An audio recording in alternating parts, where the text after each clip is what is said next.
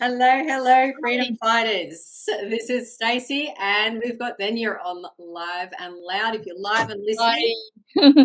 let us know in the chat. Just say that you're here live. But welcome, everybody. So, Xenia, what are we talking about tonight? Our topic is the new Queensland Tenancy laws and And what it means for your property portfolio. We're also going to go through some other laws as well. So we've got a few people popping up here live. So fantastic. Let's get started, Xenia. So tell us about some of the new laws that have come into play in Queensland. Let's start with those. okay, so first of all, I am not an agent in Queensland. I'm an agent in South Australia, but I am actually studying for a license in Queensland at the moment. So this is just study material at the moment. I am an active agent in South Australia, and I have been for about 20 years or more. So some of the laws that are coming in, I think that there's a few main ones. So the domestic violence laws. So that actually entails a tenant who's undergoing domestic violence in a property. They can actually break the lease in 7 days without any lease break penalties. So they can just move out within 7 days. They can give notice and move out within 7 days. After that, the agent has 7 to 14 days to refund their bond in full.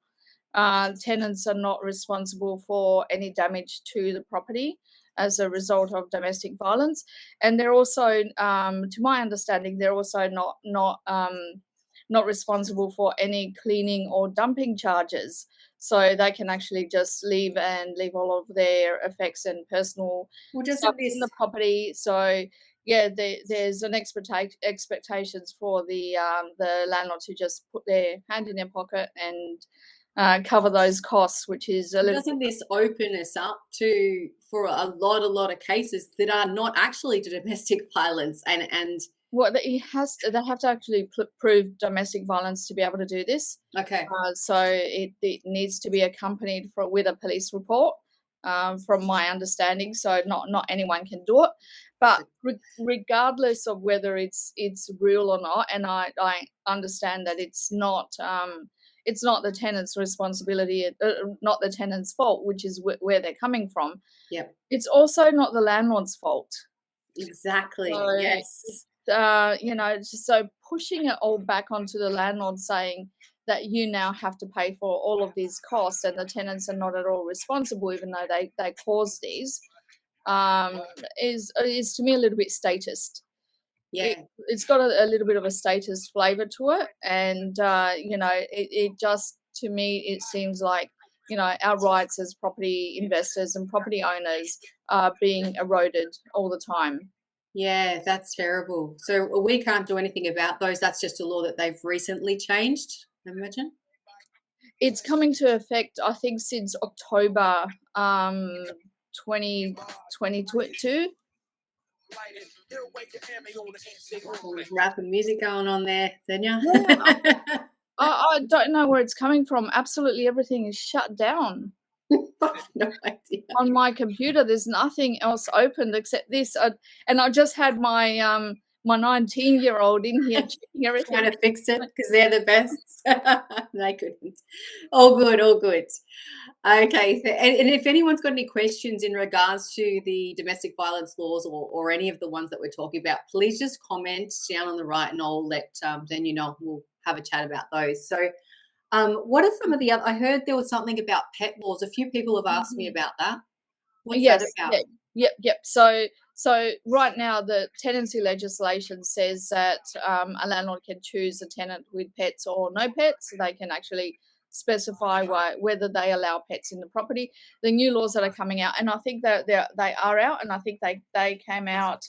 I've got the dates written down. They've been into effect since, I think, October last year as well.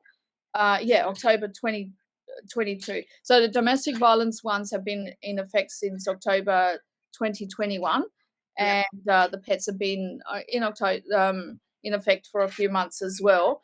So You can't choose not to have someone based on what if they have pets or not. Yes, that's right.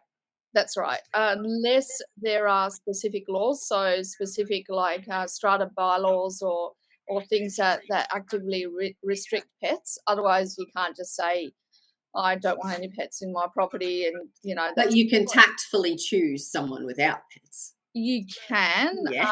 However, what actually will happen is that tenants won't specify that they have a pet Yes, on their yes. application. Yeah, So because and they then don't they'll need just to bring the anymore, cat in and and yeah, take the that's right. cat out when they do the yeah. Yeah, that's I've right. even So seen that happen years ago, so yeah, when the laws were in place. So we've just got Nick here who's asked, will landlords be able to claim the domestic violence damage through their insurances? right now, yes. At one of our seminars recently, we had, I think it was EBM Insurance. They said that they will cover domestic violence damage to properties, but I mean, insurance just by nature, insurance doesn't actually cover cleaning expenses or rubbish removal or anything like that. So it just won't cover those things, and those things are expensive. I mean, we're Yeah, looking at an average cost of like $900 to $1,000 just to clean a property, yeah. and that's not and those are what we call non-claimable expenses, and because they're non-claimable, they're usually deducted against the bond. So we, typically an insurance claim is that we use up the bond, and then anything that is not we use up the bond with anything that is non-insurable, like cleaning costs and also rubbish removal and all of that, and that could go into the thousands depending on what they've left behind. Bond doesn't cover much these days when it comes to all that side of Yeah, things. I know but it's only a couple of thousand. it's true. But in a domestic violence situation, you've got 7 days to give the bond back to the landlord, to the tenant. Sorry. Yeah, So there is no bond claim there is because no they're bond claim totally in that case, so you would have to. not responsible for that. Okay, it's good to Yeah. know. Good to know. And this inadvertently is leading to people choosing not so much couples anymore, which is unfortunate. But you're going to steer away from families and couples. I know as a tenant, I'd be like, well, what if you're preventing that by perhaps putting in a single male or female, which you can't do, but you're going to choose that person just based on those laws. Yeah, yeah, that's right. It is actually leading to a lot of discrimination, or it people. I think people are doing it unconsciously as well. Yeah. They are unconsciously saying, "I'm going to go for a demographic that has, the least risk of getting involved in domestic violence, and that's going to be, your single male or single female or a professional couple like Or we." older couple. Older couples, like we actually just put two surgical residents in a property, and they're both on 200,000 each Yep. as an income, so they have a fairly good income. That demographic is not really going to be domestic violence demographic, Yeah. because of the fact that they can walk out anytime. Absolutely. Okay. Yes, yeah. And there's some new laws coming into South Australia, from my understanding. Can you tell us about those? Well, they're looking at bringing these laws into South Australia as well, but one of the ones that's coming into South Australia is not being able to increase the rent by more than 10% per year. So that actually restricts landlords from working Yeah. with the market, from following what the market is doing. So even though that, say, the interest rate goes up and you're trying to accommodate for that by basically getting things covered as a landlord, you're not able to increase it more than 10%. Yes, yeah, exactly. Because right now, I mean, the law doesn't specify a percentage. They specify a word called reasonableness, Yeah. which means that as long as you've got a comparative market analysis, you can increase the rent, Yeah. according, within that market analysis. But 10% is really a restriction. So what's happening right now is this happening in SA too? Yeah. Yeah, that is going to be one of the reforms that they're talking about coming into South Australia. So what's happening right now is we are actually advising our landlords to put up the rent as much as they can. So those tenancies that are coming into term, the end of the term of So they're starting lease. higher. So yeah, we're going at the higher end of that comparative market analysis, and maybe with some properties pushing a little bit more. And as a landlord, you'd be increasing it by that full 10% every year, wouldn't you? Yeah, that's right. Yeah. That's right. So you wouldn't be looking at markets anymore, because so if the market has gone down, which they have in the past, it's like, I want my 10% that I'm entitled to. Yeah, exactly. Because if you go down, then the 10% starts from back down there again, doesn't it? Mm-hmm. Yes. Yeah. Oh, Yeah. goodness. So some of the other reforms that are coming in that I've heard about is not being able to end a tenancy without a reason. So they're calling it, what did they called it something weird that just made me angry before. Qualified reasons or something. You've got to actually give a reason to end a tenancy. And those reasons, what you've sort got of to reason? choose between, you want to move into the property, or you want to sell it, or there's significant repairs to be done that cannot be done with a tenant there. So that means that you've got a psychotic tenant in there that's paying the rent on time. You can't just say, well, let's get rid of them because I want to rent it to somebody else.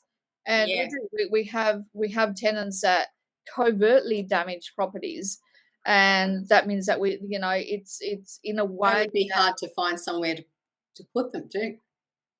yeah, So, yeah. And well, if you can't kick them out, then they're going to damage that property long term, and those kind of things are really, really difficult to prove. Like we had one situation in one of our tenancies where the tenant kept saying that the bay window was leaking from the outside, and there was a pergola right outside the kitchen where the bay window was. So we sent out plumbers. They couldn't find anything. She kept saying it's leaking, and it's leaking inside the house, and it's leaking under the sink. They couldn't find anything. They sent the landlord sent engineers out to have a look at the structure on the pergola and measure the how it tilts, and they couldn't find anything. It was only until we got rid of that tenant, and it was only after she left that we found that it wasn't happening with the next tenant. So we found that she was actually deliberately splashing like cups of water behind the bay window, and then reporting it as a leak. So that's really odd. Was she just lonely? I think she was just psychotic. Yeah. All the tenants that would demand that a tree gets cut down, and tells you that it's going to kill her children, or those kind of tenants. You just don't want those kind of tenants that make those kind of threats in your property. And you're not going to be with the new reforms that are coming in, you're not going to be able to, as a landlord, say I'm not prepared to take the risk on this property, on this tenant. This tenant is going to sue me. In the past, she's made a lot of threats, and I want them out of my property. You wouldn't be able to do that, because all they need to do is pay the rent, and you can't get them out. Oh, that's not good. I mean, so do we have any rights as landlords on these properties? So these new laws that they bring in, are they these people property owners that are making these? Like, who's making these laws in the first place? Yeah, like I said, I mean, it's becoming more and more status. So it's becoming more and more, the government wants to provide housing for, against the individual, for the betterment of the people. So it's a very collectivist kind of idea, but it's totally against it's totally against individual rights. So it's totally against property rights. It's I would even say it's unconstitutional, because the rights of individuals have to be protected, and this is not somebody telling you that you need to take the risk of paying the bank loans, and you're at personal risk when you buy properties, but it's going to be for the benefit of another person who you haven't chosen. Yeah, that sounds very much like communism to me. It So does. Oh we my don't goodness. yeah, So so I think our rights are being, eroded, uh, but I would actually tell people to go against it where you can. And I don't mean go against it as in, go in the street and start fighting and putting up wa signs and marching around in a waving banners and circle. stuff like that because those things, very, very rarely work. Yeah. But to go against it means, select, is this only in Queensland? It's only in Queensland, and in New South Wales at the moment that these reforms are coming in. But if they Queensland start and New South Wales, so it hasn't come into every other state yet. Yeah, yeah, they are actually active in Queensland, and they are talking about it in other states. So I think Queensland is the guinea pig to see if these work. Oh. Good, because I had a lot of properties in Queensland. Fantastic. Okay, so in terms of our rights and what we should do, and in terms of going against it, so if where we Yeah, can, yeah. how do you go about doing that? Okay, so things like choosing the right demographic. So I know it sounds cruel, but where you can, choosing tenants that are the less likely to be involved in domestic violence and stuff like that. In terms of not being able to get a tenant out, choosing a demographic that has money, that has that qualifies for lending criteria, because at some time they're going to buy their own house and leave, and then you can put the rent up to where you want. Yeah. Choosing the people that are not that likely to be long term, where you're not going to be able to get them out of your property. Yeah. During so you've got to just disrupt the system a little bit. So if you keep choosing these people, there's going to be a whole lot of families with nowhere to live, nowhere to rent. Well, that's what the government caused, isn't it? They're causing it, and I suppose if we continue making this problem for them, eventually they've got to change something, right? Mm. Yeah. It's like Uber, they disrupted the whole taxi industry by, thinking outside of the box, and all of a sudden the government can't do anything about it. Mm. So yeah, Yeah. yeah, I think Perfect. Well, look, that's awesome. We're actually going to have to wrap up now because we actually have to go through and just let's give them a little taster of what we're actually going to be talking about with our members in our weekly Sherp, so that if anyone here is really interested, put down hashtag member if you want to have a call with myself so we can have a bit of a chat to see how you can get into property investing. And I know this sounds a bit glum, the subject we're talking about. But in the long run, it is worth getting into investing, obviously, because that's going to make a huge difference in your life down the track. And these laws will come and they'll go, and there'll be new ones that you'll have to fight against. And that is part of investing. So what are we talking about in the Sherp? Let's just give them the topic and a little taste, and then we'll leave this and go and see our members. Yeah, we'll be talking about navigating through more of this. More of this. Yeah. So navigating through government regulations and restrictions in real estate, yeah, and understanding property rights. So our members will be very interested to see this one. Xenia's got an awesome workshop planned tonight. So come along and we'll see you all there. Have a good night.